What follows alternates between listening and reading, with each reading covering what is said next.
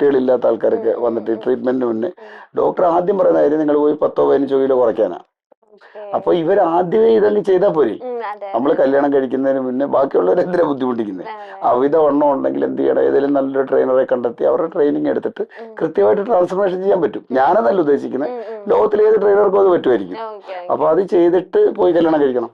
അപ്പൊ ഇവര് അവരെ കുറ്റം പറയുന്നത്, അതുപോലെ ബോഡി ഷെയിം ചെയ്യണം ഇവരെയൊക്കെ ബോഡി ഷെയിം. യഥാർത്ഥത്തിൽ ഞാൻ ചെയ്യാറുണ്ട്.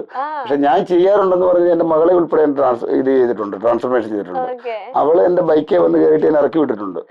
നിനക്ക് വണ്ണം ഇത്രയും വണ്ണമുള്ള ആള് അച്ഛൻ്റെ കൂടെ വരാൻ പറ്റത്തില്ല. അപ്പൊ ഇവളിപ്പോ പറയും കുഞ്ഞിനെ എങ്ങനെ പറയല്ലോ. പക്ഷെ അങ്ങനെ പറഞ്ഞ് അവൾക്ക് ഒരു ദിവസം തോന്നി കുറയ്ക്കണം തോന്നി. 12ാമത്തെ വയസ്സ് ഞാൻ അവളെ ട്രാൻസ്ഫോർമേഷൻ ചെയ്തു. ഒന്നാമത്തെ കാര്യം, എന്റെ മകള് വണ്ണം വെച്ചിരിക്കുന്നത് എനിക്കതൊരു മോശമായിട്ട് വരും. ഞാൻ ആൾക്കാരുടെ എല്ലാം വണ്ണം കുറയ്ക്കുന്നു, മകള് വണ്ണം വെച്ചു. അപ്പൊ അത് കഴിഞ്ഞ് അവളെ ഞാൻ സൗത്ത് ഇന്ത്യക്ക് വരെ മത്സരിപ്പിച്ചായിരുന്നു. ഒരു മെഡിസിനും ഒന്നും ഇടാതെ 5ാം സ്ഥാനം പുള്ളിക്കാരി അടിച്ചു, മോളടിച്ചു 14ാമത്തെ വയസ്സിൽ. അത് കഴിഞ്ഞ് പിന്നെയും പുള്ളിക്കാരിക്ക് ഒരു ചെറിയ ബാക്ക് പെയിൻ വന്നിട്ട് വീണ്ടും ഇച്ചിരി വണ്ണം കൂടി.